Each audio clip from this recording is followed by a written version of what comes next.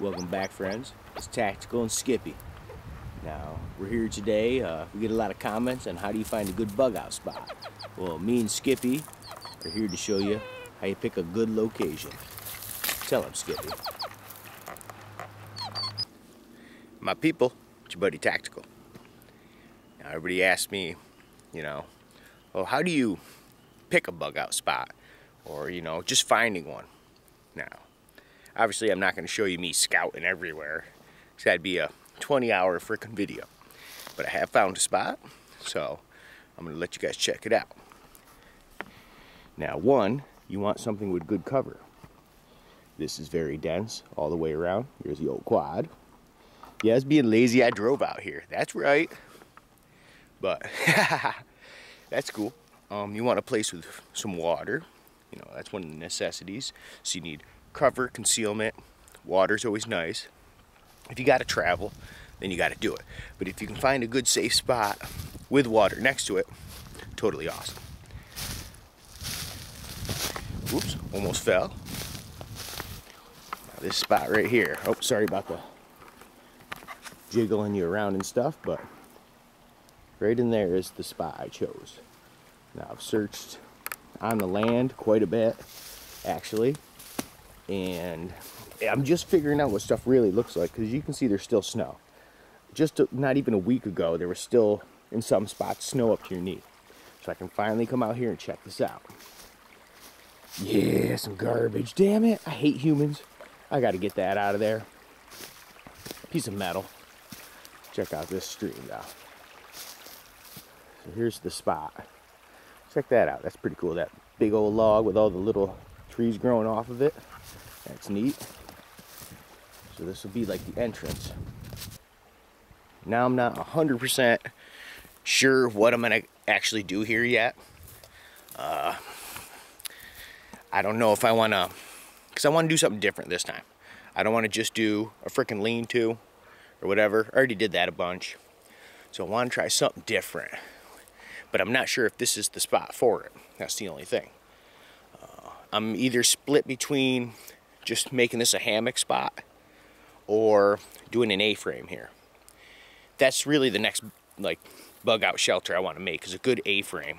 Something with actually the fire inside and stuff. So this is the spot. You got my chair there already. Got your fresh water right there. Little fire pit for now. Yeah, I know we didn't get rocks yet. We just literally did this. A little bit of wood. So we rake this up. We're gonna end up raking up all up there, just for fire hazard and stuff. That way if you drop something, it's easier to find. But I don't know if you noticed, look at the ground. The ground is super up and down around here. So obviously that's no good for a tent. You could level it out, yep. And that's what I might have to do if I do an A-frame here. And this is the spot I was thinking about for that. Let's do an A-frame right here. It wouldn't be too gigantic. Maybe 8-10 feet long, like maybe 6 feet wide. So this is where the spot will be, at least if we do an A-frame. If we do hammocks, we'll probably go across here and there or somewhere. There's a bunch of trees, different, spots we can put it. If we do the A-frame, it'll be like right here, going right towards you. Just got to level out the ground a little bit. Big old dead tree right there. I might keep that because that's good for cover, and that could start one of the walls. And as for the walls, not totally sure what I'm going to do yet. I want to do something stronger and better than what I did before. And everybody's like, oh, fire hazard, fire hazard. That's true. If you pay attention, it's not bad. But people are like, oh, what if somebody comes out there and just lights it? Well, I'm probably going to hear the freaking person if I'm in there, so not worried about that either. Especially if you got some perimeter alarms or something, whatever. As primitive as they are, they work. You can make them out of simple stuff. So I'm not really sure. I would almost like to not make like a real fence or a real wall. I don't know. I want to do it more out of something sturdier. And that's another thing. Soon we're going to go to old bug out spot number 2 and do a little vid on like attacking the walls, see how much them walls can actually take with different weapons or something, just for fun, just to use up the spot. But so I'm not totally sure. I was almost thinking maybe not even doing walls this time, because if you're inside the A-frame, you know, and you got a door, you make a door, then you're pretty much safe. But maybe something still for animals, like when you're out near the fire. So I still might do a wall. I just gotta really think of what I want to do this time.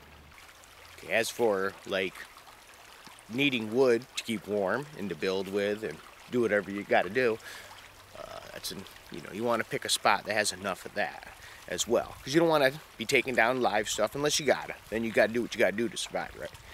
But so this is a good spot. You can see all them leaners right there. There's like 8 of them or something, and half of those, well, almost half of them are hardwood, if not, you know, like a medium denseness. There's nothing super soft right there, so that'll work good for building or burning or whatever. So there's tons of firewood. That's enough to last you a long time. Not to mention, you got stuff like this. You got all this stuff laying around that you could use first, or whatever you want to do. Now that brings me to, since this is my land and I want to make it as cool as I can, a friend said, he brought up a good point. Because I was saying something about getting rid of all the dead stuff and blah blah, burn it all. That's good because you can help stuff grow, but for a healthy ecosystem, you want some dead stuff around, because that's homes for stuff. Yeah, yucky bugs, but birds eat bugs, a lot of things do. You know, it helps the ecosystem. So you want some dead. You don't want to get rid of everything. Standing dead is cool too, because that's houses for birds, woodpeckers, stuff like that.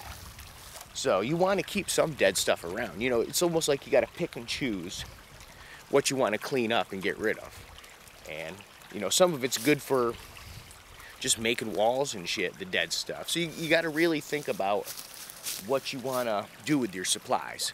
Because the more of this you use up quicker, the farther away you got to go to get shit, which is a pain in the ass. So you try to think about it strategically like that. You know, stop, step back, make a plan. You know, that's what I do anyways. And that way your bug out shelter in just the environment around you will turn out better. Now, another reason you want a healthy ecosystem around you is, well, one, animals are cool, right? It's cool to see and be around them. And the more animals there is, and if you're bugging out, the more food you'll have. So you want to be in a healthy spot where there's lots of animal life, lots of stuff going on. You know, water is cool because that brings a lot of animals to it. Right behind here, you can't see it, scouting in the winter, tons of freaking deer prints, tons of deer crap. No, bro, you ain't coming on my land and shooting all my deer. I just got to put that out there. But if you had to bug out, at least they're there, then you could pop them and have some food. But, you know, I'm not really surviving right now. I can just go home. So I'm not out here to just kill everything. But if I had to, it's good to have that healthy ecosystem, so there's tons of life out there, stuff for you to trap, shoot, spear, whatever you got to do. So as you can see, we're totally hidden, which is always nice. So you got your concealment, water, you need that, you're close to water, a lot of building supplies and firewood, this way you don't have to trek a million miles away. Lots of wildlife. There was tons of friggin' birds just around me, little chickadees and stuff. So that's how I like to pick my bug out spot. So there you go, that's how I pick out my spot. Stay tuned for me starting to build this place up, and I'll take you guys along on that, because everybody likes to see exactly how I do it. So I'll do that. That's always fun to do. As always, thanks for hanging out, your brother Tack, and until the next time we meet.